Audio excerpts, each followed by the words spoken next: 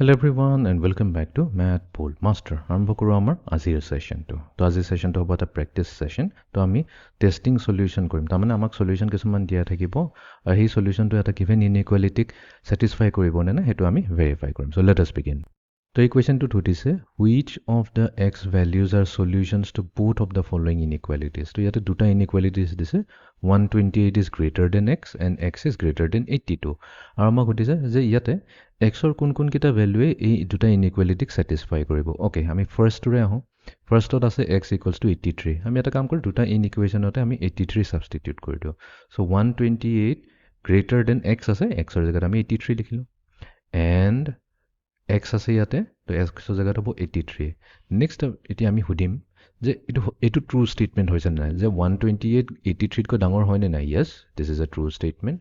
83 82তকৈ ডাঙৰ হয় নাই। য়েছ, এইটো ট্ৰু হয়। তো দুইটাই যিহেতু ট্ৰু আহিছে আমাৰ দুইটাই ট্ৰু লাগিব। ইয়াতে এটা কথা ইম্পৰ্টেণ্ট হয়, যেতিয়া এণ্ড ৱৰ্ডটো ইউজ হয় মেথামেটিক্সত তেতিয়া দুইটাই কিন্তু ট্ৰু হ'ব লাগিব, তেতিয়াহে গোটেইটোক আমি ট্ৰু বুলি কওঁ। তো য়েছ, এইটো ট্ৰু হয়।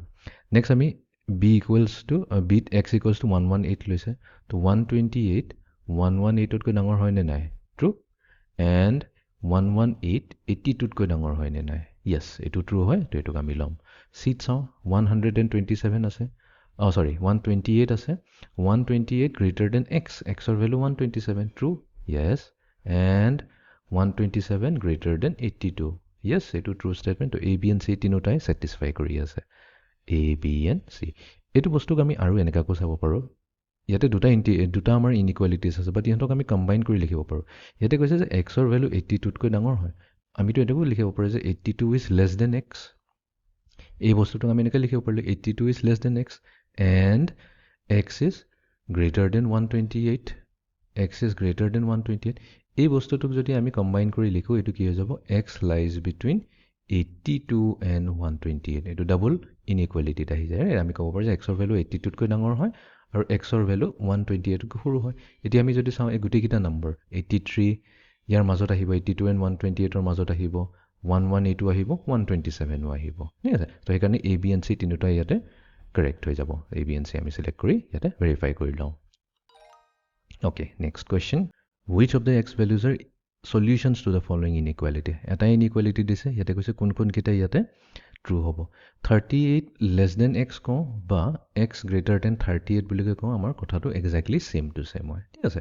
এতিয়া এক্সৰ ভেলু যদি 25 লওঁ, 25 এতিয়া 38তকৈ ডাঙৰ হয় জানো, এইটোতো মিছা কথা। 25টোতো সৰুহে হয়, এ হ'ব নোৱাৰে।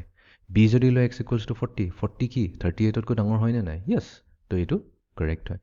এক্স আছে 120, তো 120 38তকৈ ডাঙৰ হ'ব নে নাই, ডেফিনেটলি ডাঙৰ হ'ব। বি এণ্ড চি আমাৰ ইয়াতে ট্ৰু হ'ব, এ কিন্তু হ'ব নোৱাৰে। তো বি এণ্ড চি আমি চিলেক্ট কৰি ভেৰিফাই কৰি ল'ম। Okay, next question. Similar question কৈছে এক্সৰ ভেলু কোনটো হ'ব পাৰে such that এই ইনইকুৱেলিটিটো ট্ৰু হ'ব। তো 27 ইজ লেছ দেন এক্স দিছে, বা আমি এইটোক এক্স গ্ৰেটাৰ দেন 27 লিখোঁ, ছেম টু ছেম হয়। এতিয়া কোনকেইটা নাম্বাৰ ইয়াতে বহালে এক্সৰ জেগাত 27তকৈ ডাঙৰ হ'ব। 21টোতো হ'ব নোৱাৰে। 21 গ্ৰেটাৰ দেন 27, এইটোতো এটা ইনকাৰেক্ট ষ্টেটমেণ্ট হয়, এ ইজ ৰং। 25 যদি লওঁ, 25 গ্ৰেটাৰ দেন 27, এইটো ভুল হয়। 27 ডাঙৰ হয়, এইটোও ভুল হৈ গ'ল। 30 ট্ৰু হৈ যাব, বিকজ আমি জানো 30 যোনটো হয় 27তকৈ ডাঙৰ হয়। তো তাৰমানে ইয়াতে অকল x ইকুৱেলছ টু 30 হ'ব ইয়াৰ সলিউশ্যন। অ'কে, চেক কৰি লওঁ। অ'কে, এতিয়া আমি যাওঁ last কুৱেশ্যনটোলৈ। Select the values of x that make the inequality true. Okay, তো ইয়াতে দিছে -5 is less than x, তো এইটোকে আমি এনেকৈ লিখিব পাৰোঁ x is greater than -5।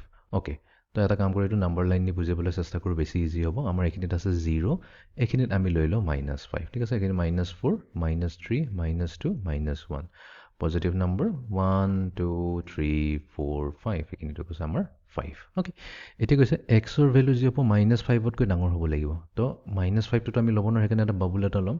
আৰু -5তকৈ কৈছে তো এই গোটেইখিনি নাম্বাৰ যিখিনি থাকিব ইয়াতে আমি একচেপ্ট কৰিম। তো ইয়াতে -8 যদি চাওঁ, -8 কিন্তু আমাৰ এইফালে থাকিব, -8 থাকিব। তো এইটোতো হ'বই নোৱাৰে, ভুল হৈ গ'ল। -6 ক'ত থাকিব, এইখিনিত থাকিব আমাৰ -6, এইটোকো একচেপ্ট কৰিব নোৱাৰোঁ। আমাৰ কি চাব লাগিব যে -5ৰ ৰাইট হেণ্ড ছাইডে যিমানবোৰ নম্বৰ আছে আমি গোটেইবোৰক একচেপ্ট কৰিম। 4 যদি চাওঁ, য়েছ 4 এইখিনিত আছে, -5ৰ ৰাইট ছাইডে আছে, 4 একচেপ্ট কৰিম। -2 ডেফিনেটলি -2 আমাৰ এইখিনিত পৰে, ইভেন এই নাম্বাৰটো কি হ'ব, -5ৰ ৰাইট ছাইডত পৰি আছে, একচেপ্ট। 1ও একচেপ্ট কৰিম, বিকজ 1 ক'ত আছে, ৰাইট ছাইডে আছে। তো চি ডি এন ই এই তিনিওটাহে ইয়াৰ হৈ যাব কাৰেক্ট অপশ্যন। তো তো ইয়াতে আমি CDNE চিলেক্ট কৰি ল'ম তো আই হোপ এতিয়া ক্লিয়াৰ হৈ গ'ল তো এনেকুৱাকৈ আমি ইনইকুৱেলিটি সলিউশনবোৰ ভেৰিফাই কৰি ল'ব পাৰোঁ চ' এইটো আছিলে আমাৰ আজিৰ ছেশ্যনটো so' see in the next session thank U